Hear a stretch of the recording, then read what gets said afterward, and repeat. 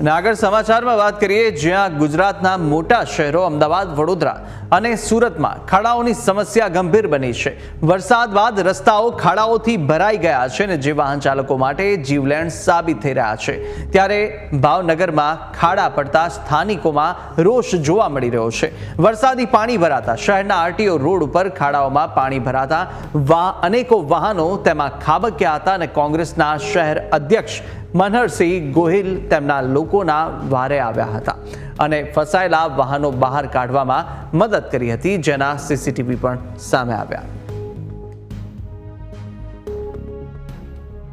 અત્યારે ખાડાનું શહેર બની ચૂક્યું છે, ત્યારે આપ જોઈ શકો છો કે આ અહીં જે છે રોડ રસ્તાની હાલત કેટલી બદથી બદતર છે।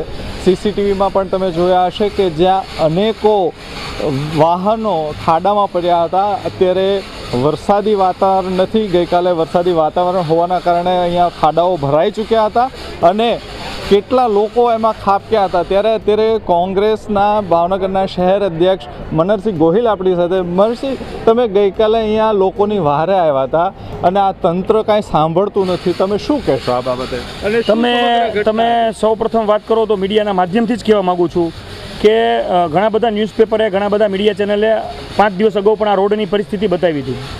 એટલે ઘણા બધા જાગૃત નાગરિકોએ પોર્ટલ ઉપર પણ ફરિયાદ દાખલ કરેલી હતી અને અમુક લોકોએ સ્ટેન્ડિંગ કમિટીના ચેરમેન, કોર્પોરેટર બધાને ફોન કરેલા હતા। મને ગઈકાલે 2-2:30 વાગ્યાના સમયગાળામાં ફોન આવ્યો કે આવા પરિસ્થિતિ છે ને, લોકો અહીંયા પડે છે।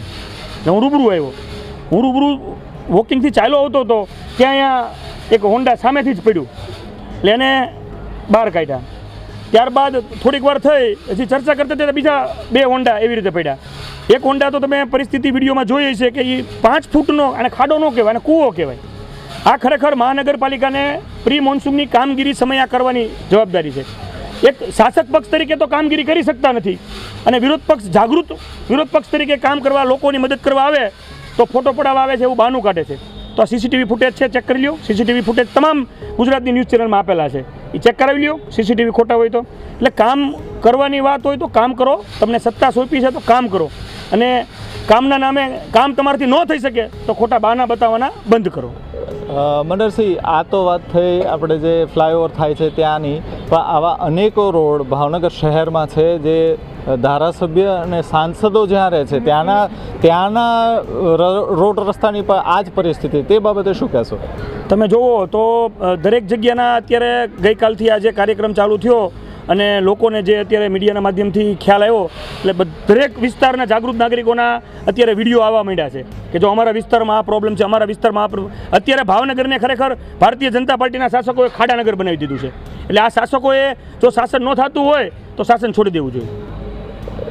આ હતા કોંગ્રેસ પક્ષના મનહરસિંહ ગોહિલે। શાસન ન થતું હોય તો શાસન છોડી દેવું જોઈએ શાસક પક્ષે, તેવી માંગ। અને કોંગ્રેસને ખૂબ આકરા પ્રહારો કર્યા છે। જ્યારે આ ખાડાનગર, ભાવનગરને ખાડાનગરની ઉપાધિ આપી છે મનહરસિંહ ગોહિલે, જે કોંગ્રેસના શહેર અધ્યક્ષ છે। અને જે ભાવનગરમાં જે રોડ રસ્તાની પરિસ્થિતિ છે ખૂબ દયનીય છે। ધારાસભ્ય અને જે સાંસદ જ્યાં રહે છે, જ્યાં તેમનું કાર્યાલય છે, ત્યાંના પણ રોડ રસ્તાઓની આવી જ દયનીય હાલત છે। Bhavnagar, news capital, Siddharth Gogari.